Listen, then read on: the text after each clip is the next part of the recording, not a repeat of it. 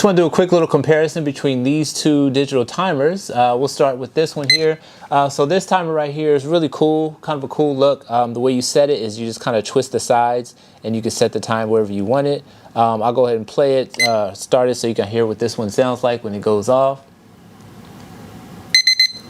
There you go, it does blink. You just press it to stop it, and then you press and hold to reset the time. This one on the back does have magnets, so you can go ahead and magnetize that to your refrigerator or stove, whatever you want. Nice timer there. Whereas this one right here, this one also just for show, this one does also have magnets on it, so you can magnetize it right there. But this one's pretty cool. You can use this as a clock, so it does have your clock feature. You can set your clock right there just by pressing mode, and then you press mode again, and there's your timer. Set the timer this way, real simple. And that's minutes, and then in order to restart it, you just start there. If you want to do seconds, I'll do that so you can hear it.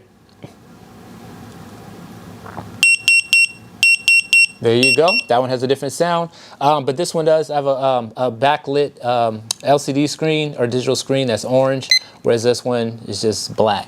But two nice digital clocks, just our timers. Just kind of depends on what you're looking for.